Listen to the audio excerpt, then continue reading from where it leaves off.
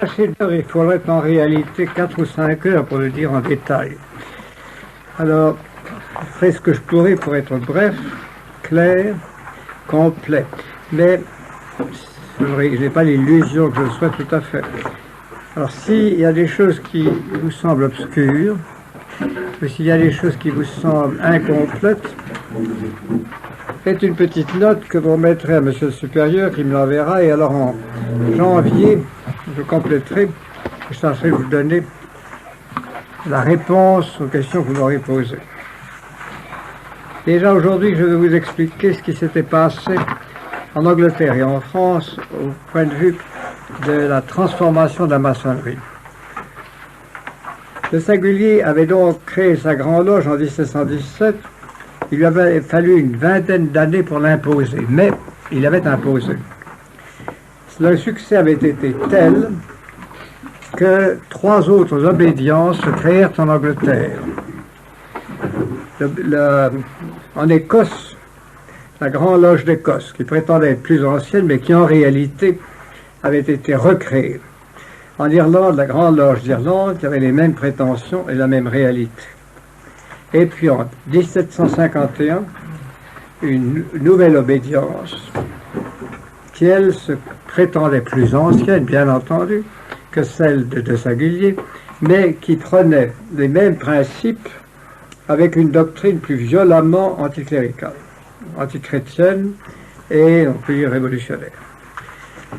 Mais toutes ces obédiences qui luttaient entre elles, qui rivalisaient entre elles, au fond avaient accepté grosso modo les idées de Sagulier, en sorte que les remarques que je vous ai faites sur la position fondamentale de la maçonnerie s'appliquent à eux tous. En France, il y avait eu un reflet de cela. Le grand succès de la maçonnerie, et en même temps la faiblesse du comte de Clermont, le laisser-aller du banquier Bohr, la médiocrité, l'infériorité du maître de danse Lacorne, avait laissé la liberté à beaucoup de loges, et il s'était fondé toute une série de loges qui prétendaient être autonomes. À Lyon, il y en avait une. À Bordeaux, une qui se prétendait loge de perfection avec une 17 degrés. À Arras, un chapitre avec 21 degrés. À Toulouse, les Écossais fidèles de la vieille Bru, qui était également avec beaucoup de degrés. À Marseille, en 1750, la mère loge écossaise de Saint-Jean d'Écosse. Et à Paris, en 1752, le souverain conseil sublime, mère loge du grand globe français. Et puis enfin, le chapitre de Clermont, etc., etc. Ces loges, vous le voyez, prétendaient être des loges plus aristocratiques que celles qui avaient été fondées d'abord et qui se rattachaient directement à De Sagulier. Les loges qui suivaient uniquement et fidèlement la discipline de la grande loge anglaise de Sagulier étaient bleues. Celles qui avaient des degrés nombreux et qui prétendaient se rattacher soit à la grande loge d'Écosse, à la grande loge d'Irlande, étaient rouges. Donc vous le voyez, il y avait les deux tendances, la tendance rationaliste et matérialiste, et la tendance rose-croix, avec un mysticisme lui aussi matérialiste, mais tout de même une sorte de mysticisme. En France, ce désordre arrivait à son comble, et la mort du comte de Clermont laissa la maçonnerie française en état d'anarchie. Alors, les grands seigneurs, qui haïssaient la monarchie française, et les maçons zélés, voulurent remonter la maçonnerie. Et c'est là que se produisit une sorte de coup de force maçonnique qui devait assurer et préparer la Révolution française. Un groupe de maçons dévots, dont le principal s'appelait Anne Charles Sigismond de Montmorency Luxembourg, duc de Luxembourg, prince de Lux, etc., etc., etc., créèrent le Grand Orient de France. Les Luxembourg, comme vous le savez, ayant étudié l'histoire de France, étaient brouillés avec la famille régnante depuis que l'un d'entre eux avait été décapité pour avoir manqué de fidélité, donc toute la famille était hostile. Anne-Charles Sigismond n'était pas un homme intelligent, mais c'était un homme très dévoué à la maçonnerie, qui gardait les notions de ses ancêtres et qui alors, avec plaisir, a travaillé à fortifier la maçonnerie en face de la monarchie. Ils fondèrent le Grand Orient qui devait centraliser et discipliner toutes les loges. C'était, si vous le voulez, une sorte de ministère que l'on créait, avec différentes chambres, sections, avec une surveillance exercée sur les loges, et pour donner au Grand Orient un prestige, pour donner au Grand Orient une force qu'il n'avait jamais eue, ils créèrent, ils demandèrent au duc de Chartres, fils du duc d'Orléans, de devenir grand maître du Grand Orient, 1774. C'est cette décision qui était d'une importance extrême. Le duc de Chartres était l'homme le plus riche de France. Il avait épousé la princesse qui était après lui la plus riche de France, la fille du duc de Penthièvre. À eux deux, ils devaient avoir un revenu d'1 ou 2 millions de francs, qui pour l'époque était énorme. Le duc de Chartres était un homme brillant, intelligent, impie et dissolu. Il abusait tellement du plaisir des sens qu'il avait en général des maladies de peau qui révélaient, messieurs, ce que l'on ne doit pas révéler. Bien. Donc, le duc d'Orléans, le duc de Chartres était quelqu'un de très taré, de très respecté, de très admiré, avec un faste énorme. Et surtout, ce qui est très important pour comprendre la Révolution française, depuis le régent, depuis que les Bourbons habitaient à Versailles, les Orléans habitaient, eux, le palais royal, à Paris. Et ils étaient en quelque sorte les souverains de Paris. Ils dépensaient beaucoup d'argent, les commerçants, les fournisseurs, les bouchers, boulangers, épiciers de Paris leur étaient passionnément dévoués. Et toute une partie de la noblesse, cette noblesse qui se pensait, qui se voulait libérale, qui était maçonnique, était entièrement dévouée aux Orléans. Donc, vous voyez la situation dominante qu'ils avaient. Charles, le duc de Chartres accepta. Philippe, duc de Chartres, accepta la place, et pour la remplir dignement, il prit, au bout de quelque temps, pas tout de suite, il prit comme secrétaire de ses commandements un homme très fameux qui s'appelait Choderlos de Laclos. Choderlos de Laclos était un officier d'artillerie, remarquablement intelligent et très bon écrivain, qui avait publié en 1783 un roman très brillant et très sexuel qui s'appelait Les liaisons dangereuses. Ça avait fait une grande réputation à Choderlos de Laclos, modeste du reste, mais enfin grande, et il passait pour très intelligent, donc le duc d'Orléans le prit, et ce fut lui qui fut l'âme damnée du duc d'Orléans. En effet, le duc d'Orléans était le duc de Chartres, qui est devenu duc d'Orléans en 1784, fut entouré d'une série de gens qui stimulaient son ambition et qui excitaient ses désirs. On voulait faire de lui un roi. Le duc d'Orléans n'était pas très pieux, c'était même impie.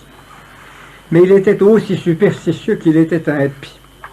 Il avait fait venir d'Allemagne un magicien qui s'appelait Etteilla, E-T-T-E-I-L-A, qui lui avait donné une amulette démoniaque qu'il portait sur la poitrine au lieu de croix, et qui devait le protéger de tous les dangers. Avec Etteilla, il allait dans les carrières de Paris, et ils immolaient un cheval noir afin de rentrer en relation avec le diable. Je ne sais pas si les conversations ont été très réussies, mais en tout cas, ils ont essayé. Donc, vous le voyez, Orléans était quelqu'un de très puissant, très crapuleux. Il faut noter encore à l'actif ou au passif d'Orléans qu'il fut l'un des premiers à organiser des courses de chevaux.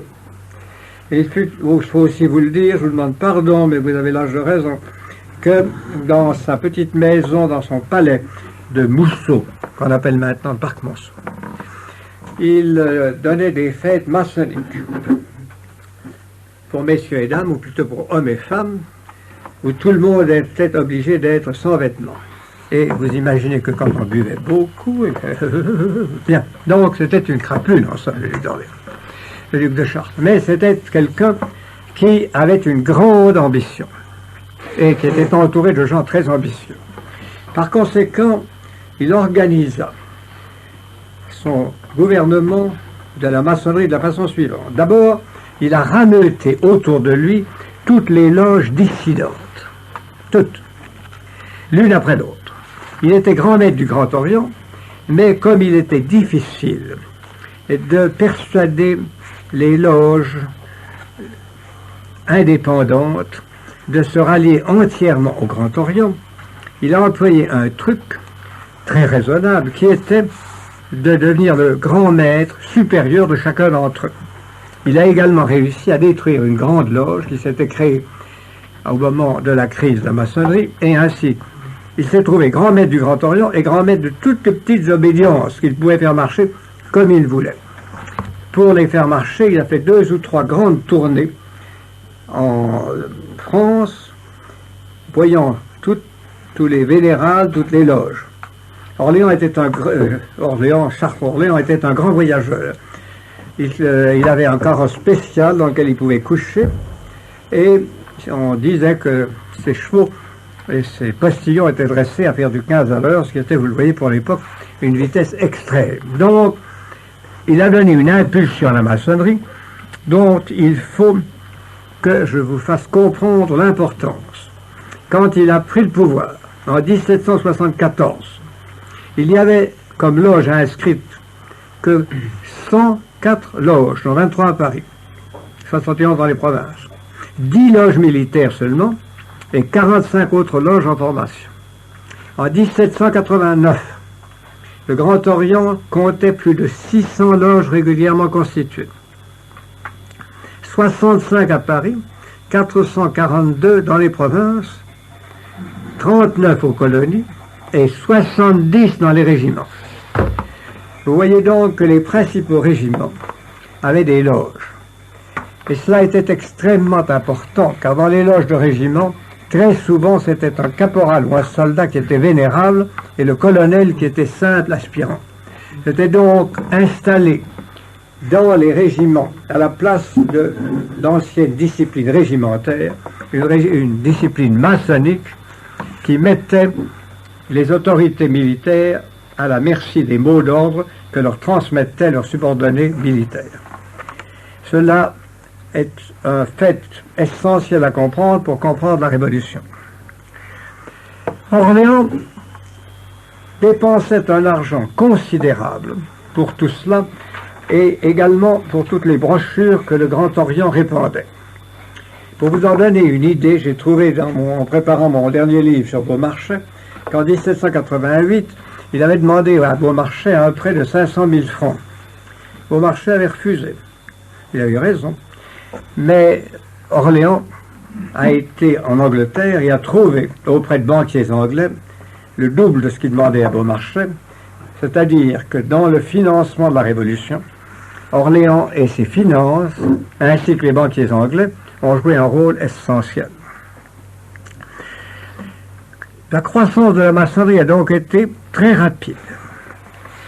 Et cette croissance a permis au duc de Chartres et à ses amis de dominer à la fois l'armée, comme je vous l'ai montré, les principaux régiments tout au moins, de dominer également l'administration où ils avaient un pied partout, les journaux où ils avaient des amis quand ce n'était pas le rédacteur en chef, et enfin, grâce à cette loge des 9 sœurs, qui avait été créée par Helvétius et qui avait été très développée après sa mort, ils ont mis la main sur presque tout le monde littéraire.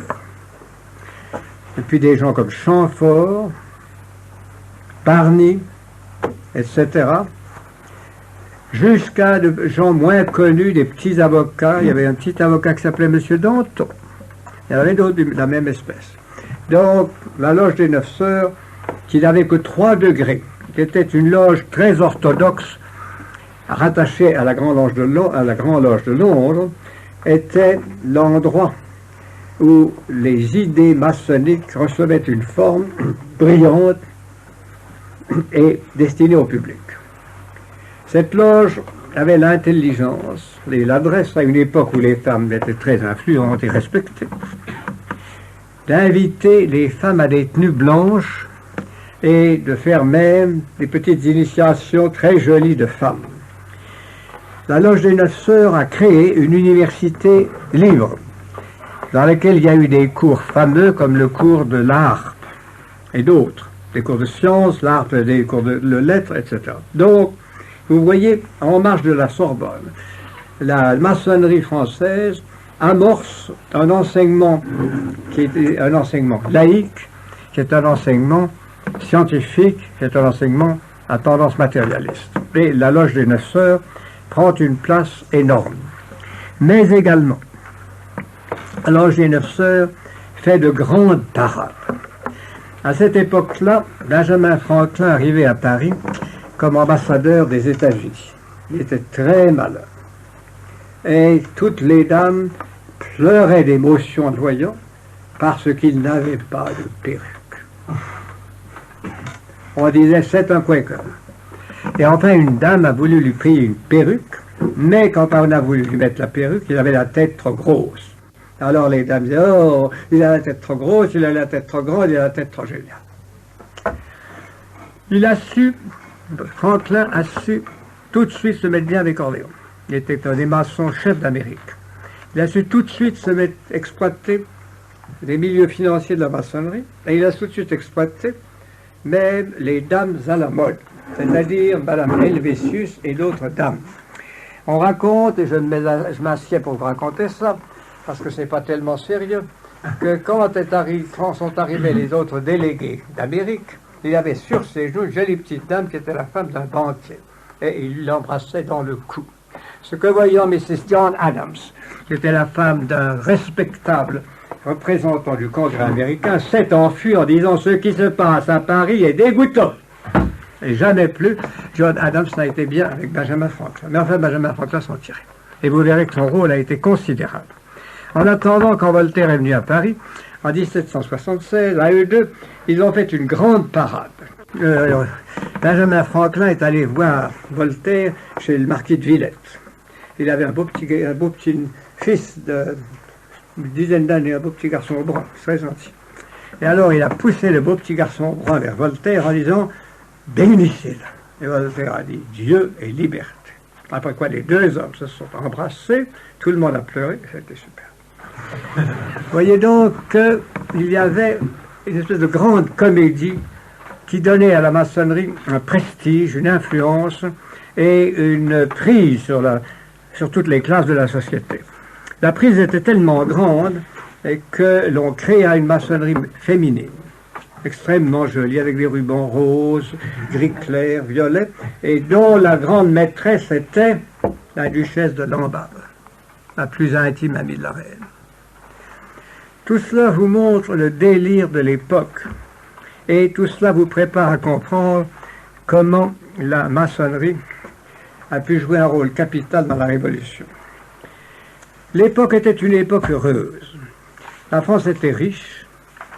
La France, pour la première fois depuis un siècle, était en train de vaincre l'Angleterre dans la guerre de l'indépendance américaine. La France avait un développement intellectuel, littéraire, artistique, dans cette période où commençait l'art néoclassique, qui était quelque chose d'admiré dans toute l'Europe. On pouvait penser que le règne de Louis XVI rétablirait la suprématie française dans toute l'Europe, un peu comme Louis XIV l'avait fait, mais d'une façon plus à droite. C'est ce que la paix de 1783 en effet réussit. Donc le roi était extrêmement populaire. Le pays était très heureux. Il y avait vraiment une prospérité générale, avec naturellement des gens qui se plaignaient. Et tout le monde disait que l'impôt était trop lourd. Tout le monde l'a toujours dit en France, à juste titre. Mais enfin, c'était une belle période. Comment, malgré cela, la Révolution a-t-elle pu se produire et 1787, alors la France avait regagné un rang mondial excellent, le pays était riche, etc. Eh bien, c'est cela que l'on cache en général aux Français. On fait croire aux Français que la monarchie a été renversée par le peuple mécontent et indigné, par les petites gens ne pouvant plus supporter la haute noblesse, etc. Le processus est tout à fait autre. Et si vous lisez, mais vous n'aurez pas le temps, les cahiers des États généraux, vous verrez qu'aucun d'entre eux n'est révolutionnaire. Tous sont légèrement réformistes, mais aucun d'entre eux n'est révolutionnaire. Comment la révolution s'est-elle donc produite? Voici comment elle s'est produite. La haute noblesse et la haute finance commençaient à s'intéresser, à lancer une industrie nouvelle comme celle de l'Angleterre. Or, le roi Louis XVI et le gouvernement étaient avant tout soucieux de protéger les cultivateurs, qui étaient la grande ressource de la France. Et l'industrie se trouvait dans une certaine mesure limitée par les règlements royaux. Or, à ce moment-là, Orléans et les autres grands nobles voulaient avoir les mains libres pour exploiter les richesses de la France, et ils voulaient également, étant riches, participer au gouvernement. Il y a donc eu une entente entre les 20 plus riches familles de France, les nobles, les grands nobles, pas les petits nobles.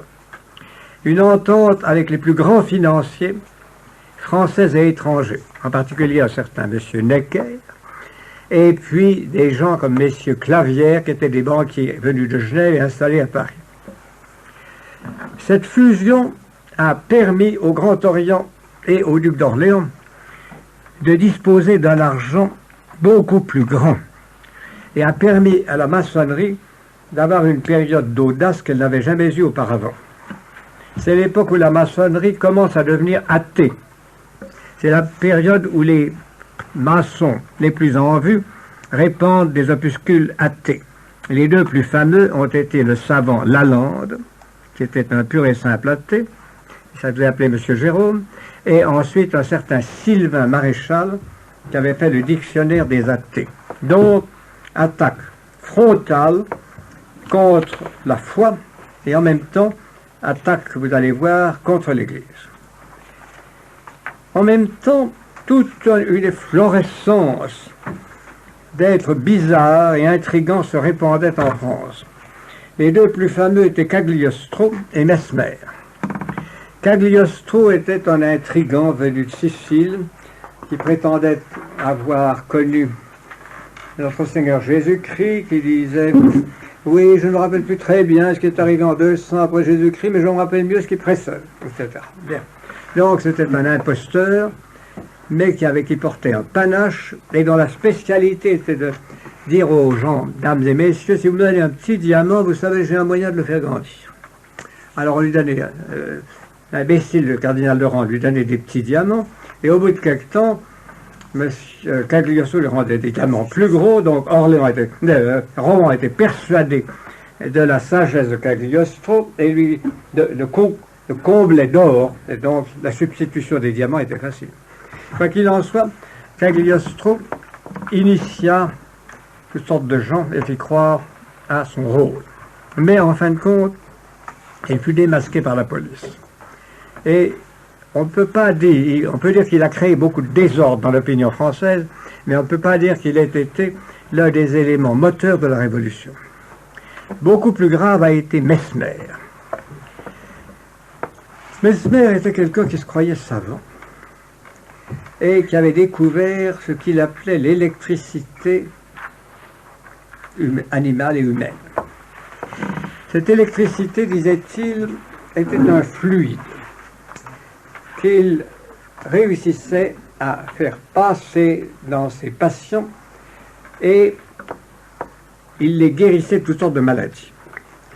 Voilà comment on faisait. On prenait un baquet, on y mettait de la ferraille, et puis ensuite tout ce monde-là se tenait autour de la ferraille en se tenant par la main avec Mesmer, et puis soudain tout le monde s'agitait, se frémoussait, avait des étincelles électriques ou autres, et on était ou guéri ou beaucoup plus malade, mais enfin on était secoué en tout cas.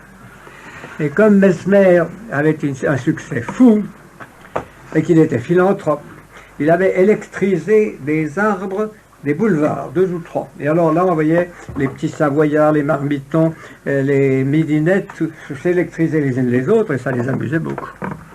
Donc, l'électricité animale a eu un succès fantastique. Et il a même fondé, Mesmer, à Paris, un hôpital d'électricité animale pour soigner les malades. L'Académie des sciences a fait une enquête et a déclaré que c'était, comme vous dites en anglais, all bunk, comme on dit en français, de la plaisanterie. Mais enfin, c'était tout de même, ça avait un succès énorme. Et alors, M. de Lafayette, qui était à moitié jobard et à moitié autre chose, a acheté le secret de Mesmer. Il l'a acheté très cher, il l'a acheté 120 000 francs. Et il a fondé à Lyon la Société de l'Harmonie, sous prétexte d'exploiter le secret de Mesmer. En fait, la Société de l'Harmonie était simplement faite pour préparer la Révolution, répandre des pamphlets, grouper des pamphlétaires, trouver de l'argent, réunir de l'argent. Il y avait le banquier juif Kornmann, il y avait toutes sortes de gens qui devaient plus tard jouer un rôle important dans la Révolution, qui ont été groupés ainsi sous l'apparence de Mesmer dans cette Société de l'Harmonie, qui était en réalité une société de la Révolution. Vous voyez donc comment la fermentation intellectuelle maçonnique se développait entre les années 1774 et 1784. C'est donc à ce moment-là que l'alliance s'est faite. Le roi Louis XVI voyait bien qu'il fallait prendre des mesures nouvelles et qu'il fallait trouver un nouveau cadre, au moins financier, pour le pays. Il avait alors un ministre des Finances, qui était un homme extrêmement intelligent, et qui s'appelait M. de Calonne. M. de Calonne était un peu roux, avec une très jolie peau, des yeux bleu-vert, beaucoup de charme, beaucoup de générosité et beaucoup de flair. Quand une belle dame lui demandait de l'argent, il lui en donnait, mais pas trop. Et quand un gangster lui en demandait, il lui en donnait beaucoup de façon à le tenir. Les gangsters qu'il avait achetés, les principaux, et c'est cela qui était important, ça vous prouve que M. de Calonne avait du jugement. Il avait acheté un misérable qui s'appelait M. de Talleyrand. Talleyrand. Il avait acheté. Il avait acheté un autre misérable qui s'appelait M. de Mirabeau, qui était un vrai gangster. Il avait acheté un homme qui se croyait un honnête homme et qui s'appelait Beaumarchais. Il avait acheté une dizaine d'hommes audacieux, dangereux, vivants, qui étaient ses amis, qu'il entretenait en donnant pas trop, mais qu'il tenait. Et ayant donc neutralisé les éléments les plus dangereux, il proposa au roi une loi de finances, de façon à boucher le trou du budget qui était de 23 ou 24%. À ce moment-là, on faisait beaucoup de bruit autour de ça, mais en réalité, 23-24%, quels sont les États modernes qui ne seraient pas désireux d'avoir 23 ou 4% au lieu de ce qu'ils ont? Donc, et puis rappelez-vous bien qu'à la mort de Louis XIV, le déficit était de 100%, les impôts ne couvraient que 50% des dépenses. Donc, il n'y avait pas là un abîme. L'abîme a été fait par une propagande formidable. Et enfin, au printemps de 1787, qui est le début de la Révolution, c'est le vrai début, Calonne proposait à Louis XVI de créer un nouvel impôt où toutes les classes, l'Église, les nobles, les bourgeois collaboreraient, paieraient. On tâcherait de ne pas demander trop des nobles et de la noblesse, mais Calonne estimait à juste titre que non seulement pour satisfaire l'opinion, mais pour faire face aux énormes dépenses, par exemple aux dettes de la guerre d'Amérique, il était nécessaire que toutes les classes collaborent. Et au lieu de réunir les États généraux qui étaient toujours bruyants et un peu dangereux, Louis XVI décida de faire comme Henri IV. Quand Henri IV se fut réconcilié avec l'Église, Henri IV avait réuni une assemblée des notables, des représentants de toutes les classes supérieures.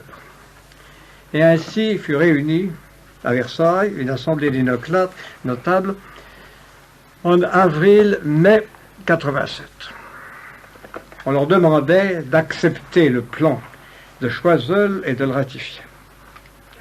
Malheureusement, plusieurs des bureaux de ces notables étaient présidés par des gens qui étaient décidés à le saboter. Il y avait le duc d'Orléans, et il y avait quelqu'un d'encore plus malin, qui était le comte de Provence. Et ici, il faut que je vous parle du comte de Provence. Le comte de Provence était un homme très intelligent, et c'est plutôt un des malheurs de la monarchie qu'il ait été l'enfant prodige sous le règne de son grand-père Louis XV, et que Louis XV ait eu pour lui toutes sortes de faiblesses, d'amitié, de tendresse, alors que le futur Louis XVI était tuberculeux, malportant, silencieux, gauche, etc., myope, etc. Donc, le jeune comte de Provence, aimé par son grand-père, choyé par son grand-père, entouré de courtisans, avait pensé que ce serait lui qui hériterait, parce que son frère aîné était bêta, il mourrait, il était tuberculeux. Le frère aîné n'est pas mort, le frère aîné a régné. Et alors le comte de Provence, il faut l'avouer, il faut le dire, a eu un rôle aussi perfide et presque plus adroit qu'Orléans. Il n'a cessé de faire de la propagande contre son frère aîné. Et au moment critique de l'Assemblée des notables, il a été l'un de ceux qui unit à Orléans et unit aux grands chefs maçonniques, c'est-à-dire les La Rochefoucauld, qui étaient les maîtres d'une loge qui s'appelait la loge du contrat social. Unis aux La Rochefoucauld a suscité une opposition violente au projet de Calonne. Et cette opposition violente, là vous verrez un procédé maçonnique très adroit. Ils n'ont pas voulu que ce soit les grands seigneurs eux-mêmes qui protestent. Ils n'ont pas voulu que ce soit les bourgeois.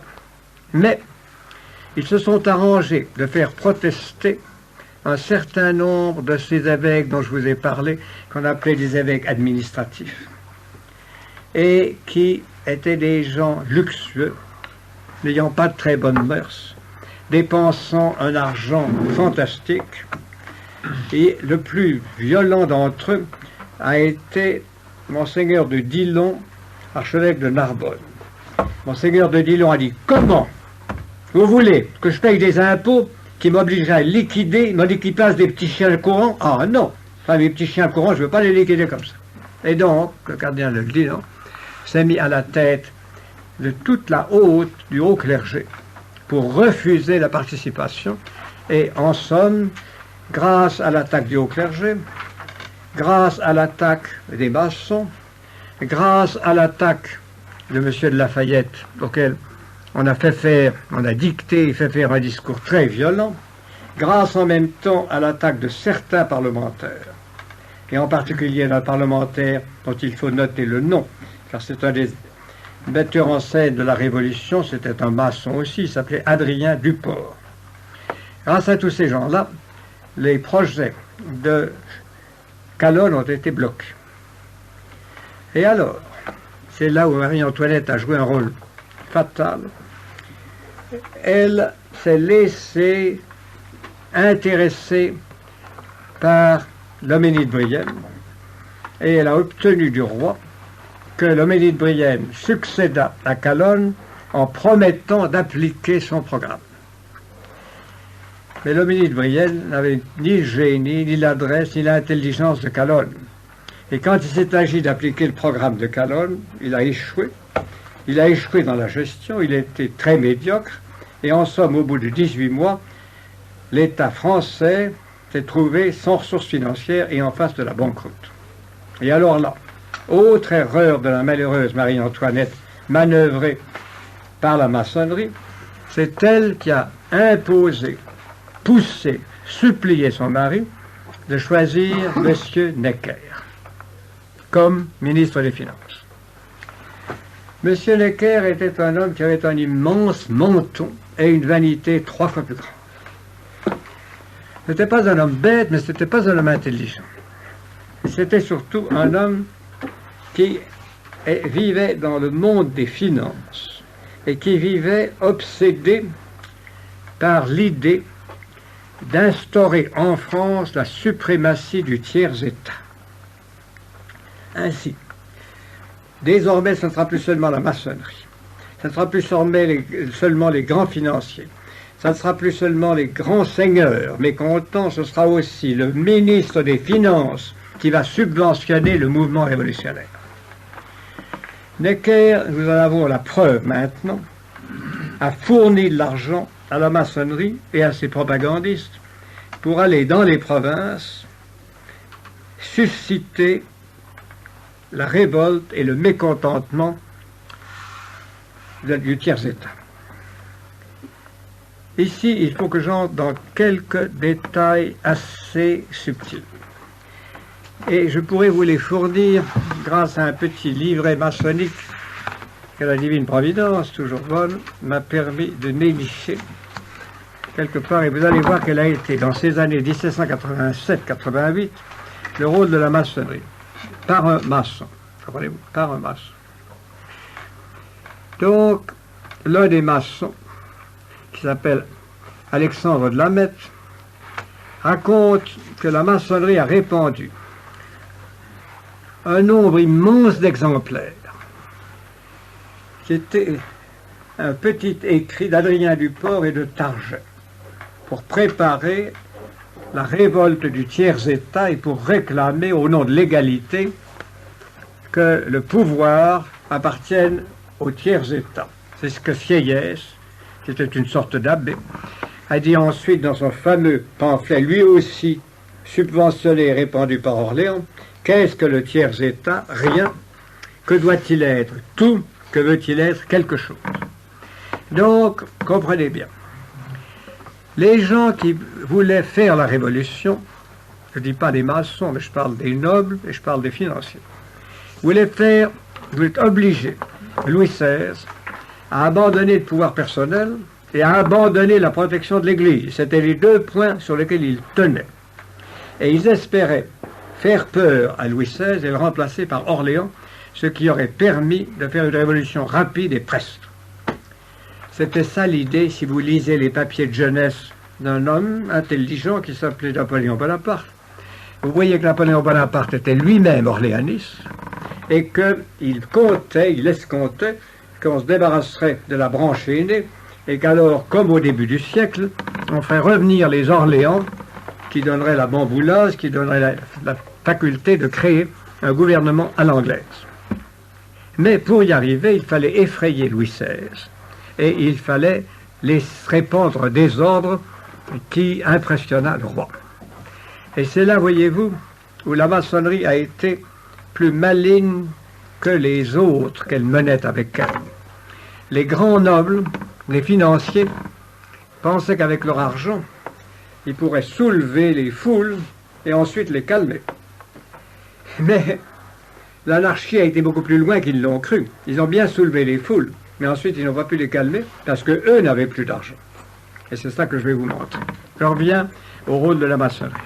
Donc elle répandait des pamphlets et elle les répandait d'accord avec Necker qui était ministre des Finances, ça s'appelait le contrôleur général des Finances. Et ensuite, elle faisait d'autres choses.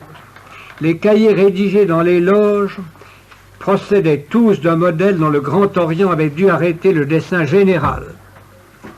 Il n'est pas difficile d'y saisir l'influence de la Constitution américaine et il convient de ne pas oublier le rôle joué en France par Franklin, liberté, égalité, fraternité. On y trouve avec la même aisance les thèmes sociaux familiers aux philosophes du XVIIIe siècle. Droit naturel, liberté, égalité juridique, tolérance, analysés à propos du catéchisme des droits naturels de Volney. Ces cahiers modèles étaient transmis à des organes provinciaux les cahiers généraux étaient adaptés aux fins particulières. Donc, on répandait dans toutes les provinces, mais surtout en Bretagne, où il y avait beaucoup de mécontentement, au Dauphiné, où il y avait du mécontentement, dans les environs de Paris, où Orléans avait ses apanages. C'était plus difficile dans les autres régions, qui en effet ont été moins pénétrées de ce genre de propagande. Donc, c'était surtout dans ces régions-là qu'à partir du moment où l'homénide Brienne a annoncé qu'il y aurait des États généraux, et à partir du moment où il a annoncé la liberté des pamphlets, à partir de ce moment-là, ces pamphlets se sont répandus en nombre illimité. C'était un maçon, comme vous le savez, donc lui aussi ne pouvait pas lutter contre le courant maçonnique. Il avait vaguement essayé de remplir non pas tout le programme de Calonne, mais une partie du programme de Calonne. Seulement, il était beaucoup moins adroit que Calonne, et puis les éléments qui avaient fait tomber Calonne étaient désormais très forts, car M. de Talleyrand, qui avait été auparavant en somme un conservateur, M. de Mirabeau, qui avait été en somme auparavant un conservateur, et tous les éléments que Calonne avait réunis autour de lui, devenaient tous des éléments révolutionnaires, puisqu'il fallait se mettre du côté du manche et tâcher d'être avec les vainqueurs. La maçonnerie avait encore un autre rôle. Nous avons vu se grouper derrière une loge constituante des filiales, qu'un lien d'affection soumise et rattachait. Ces filiales atteignaient des subdélégations fort médiocres, petits centres ruraux où la vie politique n'avait pas d'autre existence. Mais de plus, nombre de francs-maçons habitaient non la ville, où étaient situées leurs loges, mais les bourgades voisinantes. Donc un vaste réseau de communication irradiait ainsi toute la propagande maçonnique, et les cahiers lus aux commettants n'étaient guère discutés parce que dans les villages, ces braves gens imposaient ce qu'ils voulaient. Enfin, il y avait également un autre élément, c'est que les loges avaient pas mal d'argent, fourni par Nègre, fourni par Orléans, fourni par ci et là. Et dans les pays comme la Bretagne, qui était restée, qui est restée encore, désireuse d'autonomie, le Dauphiné également, le Béarn également, les maçons suscitaient des associations de jeunes gens pour protester et pour manifester et pour crier. Et ces associations de jeunes gens, elles les payaient. Elles répandaient ainsi l'argent et elles donnaient le moyen de gueuler dans la rue et de taper sur les soldats. L'un des centres les plus troublés fut la Bretagne, et c'est là qu'on vit pour la première fois l'influence des loges dans les régiments. En effet, quand il s'agit de réprimer les troubles et de remettre de l'ordre, les soldats du régiment qui étaient là mirent la crosse en l'air et refusèrent d'obéir à leurs officiers. En même temps, la maçonnerie lançait en Bretagne 2 journaux, un qui s'appelait Le Héros de la Nation, et l'autre qui s'appelait, j'oublie son nom, ça vient là, l'un était par Mangoury et l'autre était par un des grands philosophes de l'époque. Donc, les maçons répandaient des journaux et, grâce à ces journaux, faisaient une propagande suivie. Même dans la noblesse, nous savons par exemple que le père de Chateaubriand était maçon et était engagé dans ce mouvement. Voyez-vous, ici, c'était Volney, le nom que je cherchais. Volney avait publié le catéchisme des droits naturels, qui était, vous le voyez, un catéchisme maçonnique, opposé à celui de l'Église, et donc qu'on avait répandu dans toute la Bretagne.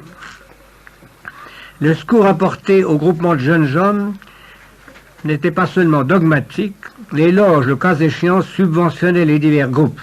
Celle de Nantes fait de concert avec les chambres littéraires les frais de l'équipement des jeunes gens qui à l'appel de Moreau et d'Omnes Omnibus marchent sur Rennes, après les échauffourées provoquées par la noblesse en fin janvier 89. L'intervention de la loge de Rennes est encore plus précise. Le 23 juillet 89, elle initie Jean-Victor Moreau en récompense de sa conduite dans les scènes du 26 et 27 janvier. Il fut reçu en compagnie d'un lieutenant des grenadiers de Lorraine Infanterie, d'un procureur du roi, et etc. Donc vous le voyez, dans le début de la Révolution, le grand travail maçonnique, c'est de répandre l'idée d'égalité, de liberté, et en même temps de briser les cadres de la monarchie. Pour les élections aux États généraux, les maçons font éliminer tous les fonctionnaires royaux.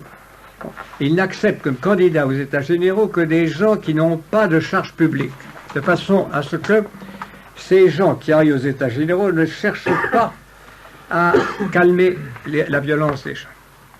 C'est ainsi que, grâce à la complicité de Nègre et grâce au désordre qui commençait à s'installer, les États généraux furent tout de suite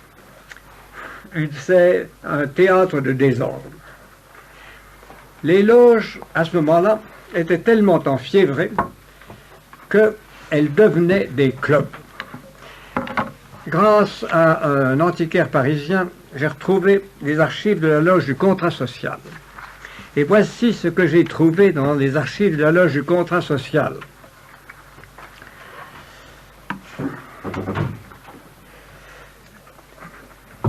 Là, le premier surveillant de la loge a fait part à la révérende mère loge d'un prospectus d'un club où l'on n'admettra que des maçons, sous la direction du frère Honoré André, servant de la loge de la fidélité.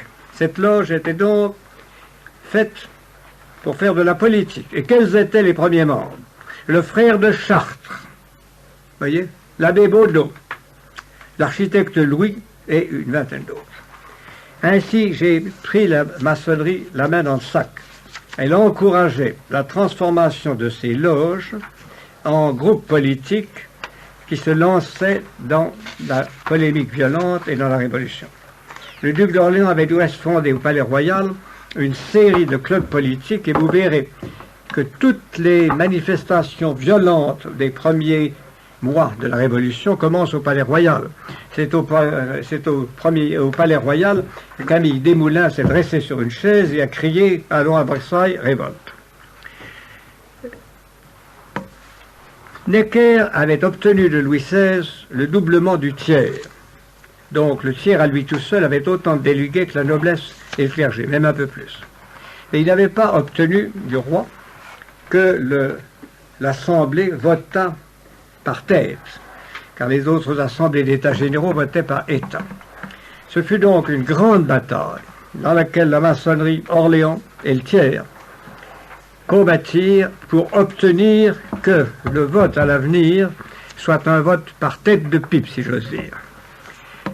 Le tiers-État réussit, grâce à la violence de Mirabeau qui mena la danse, grâce ensuite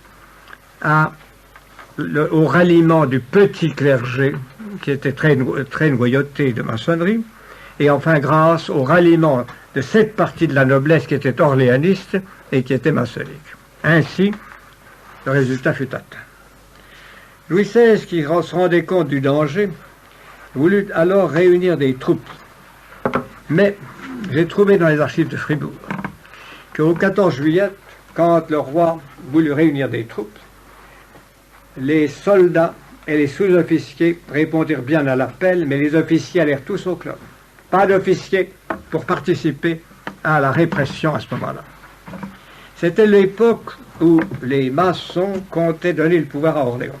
Paris était soulevé, le régiment des gardes françaises était révolté, l'argent d'Orléans et des loges avait permis d'établir l'anarchie dans Paris, et à Paris, on s'attendait à voir proclamé Orléans. Mais voyez-vous, messieurs, Orléans était un lâche.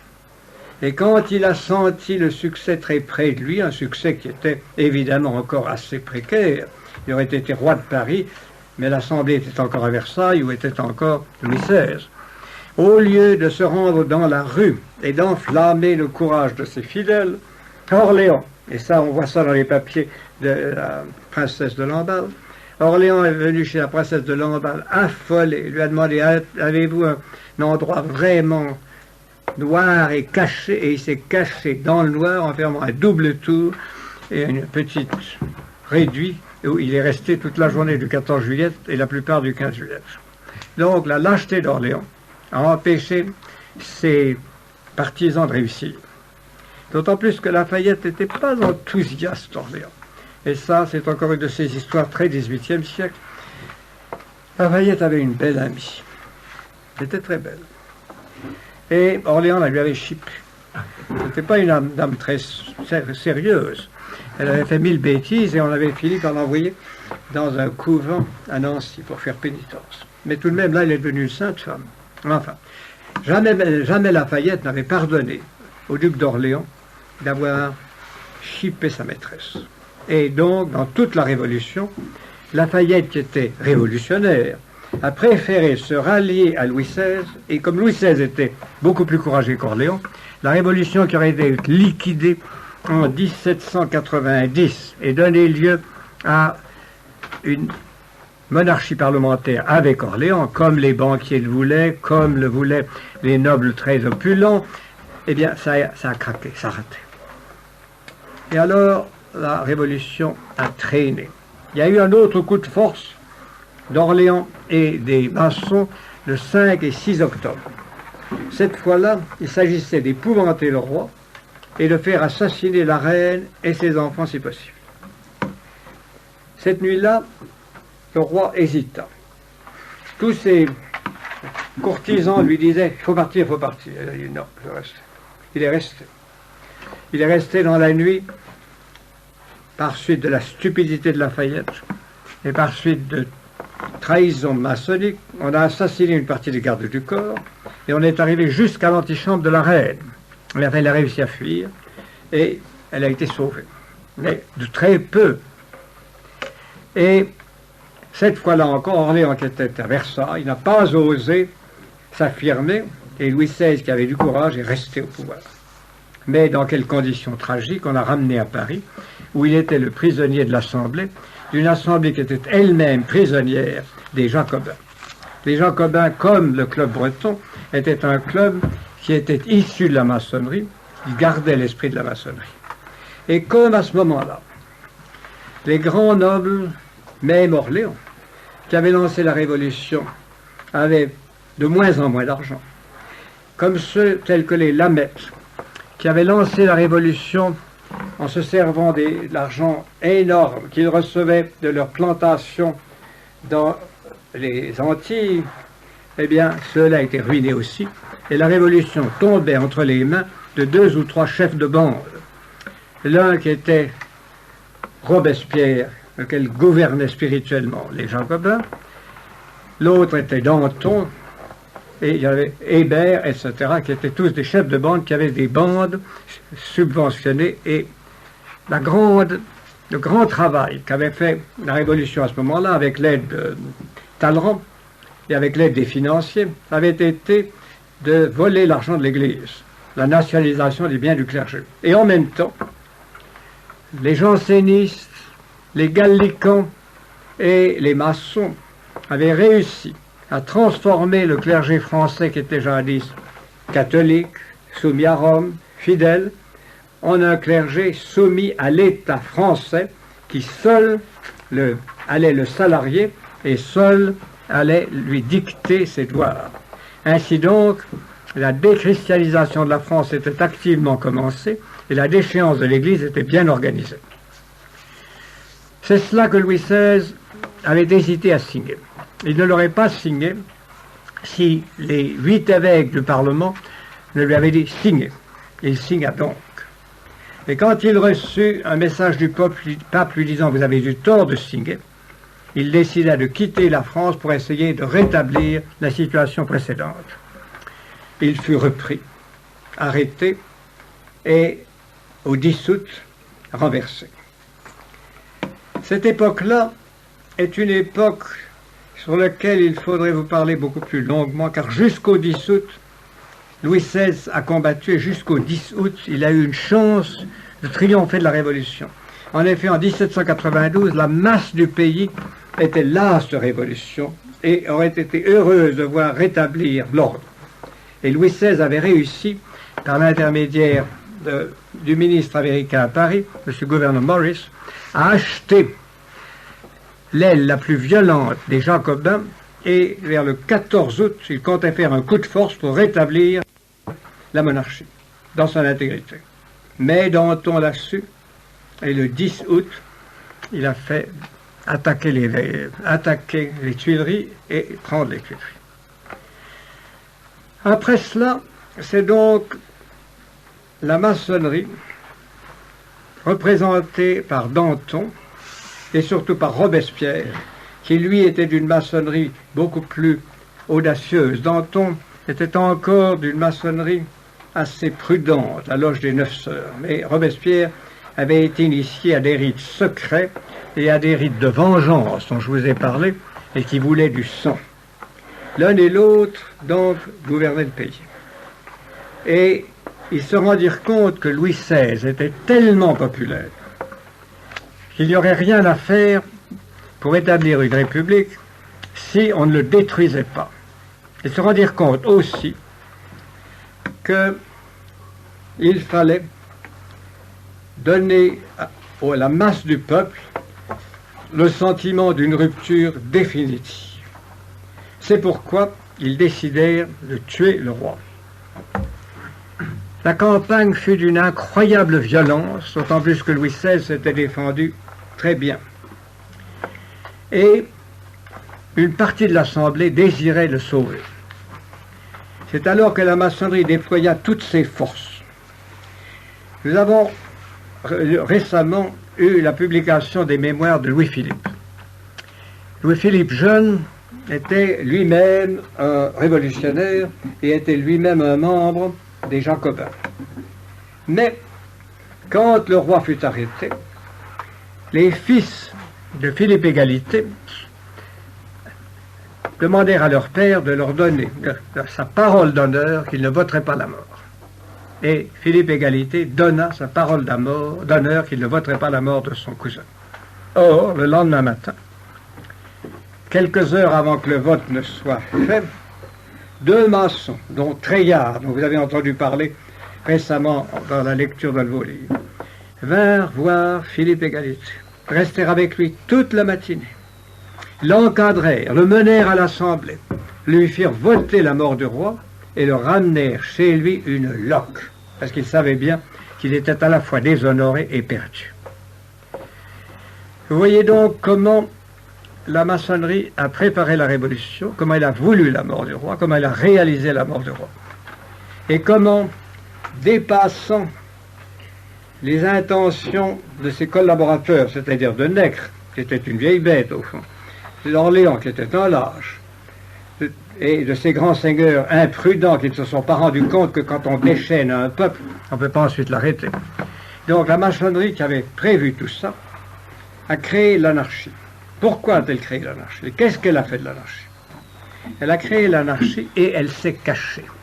Orléans a déclaré en janvier 92 que la France étant libre, la franc-maçonnerie devait s'éclipser pour laisser le peuple organiser le pays. Ainsi, la maçonnerie se tairait. Elle ne voulait pas être responsable des destructions, des ruines, des massacres. Elle voulait que ça soit fait par ses amis, par ses camarades, mais elle ne voulait pas en être responsable. Et elle-même ne voulait revenir que quand il y aurait une table rase assez complète pour organiser un pays sur une base d'athéisme ou de déisme, sur une base de liberté, égalité, fraternité, qui était la grande devise maçonnique, et qui, vous le savez, est devenue la devise de la République à partir de 1792. Voyez donc la manœuvre telle qu'elle s'est déroulée. Collaboration avec les banquiers, les gens riches, Nègre, pour renverser le roi. Et ensuite, on laisse détruire à leur tour les banquiers, Nègre et les nobles pour être en face d'un néant qui permettra de reconstruire quelque chose. C'est ce quelque chose dont je vous parlerai en janvier, messieurs. Et comme je vous le dis ici, ce résumé qui est beaucoup trop bref et qui a trop de lacunes vous intéresse, vous pouvez me demander des détails. Pour moi, je n'ai qu'à vous souhaiter une bonne année en vous remerciant de votre patience et en vous disant au mois de janvier.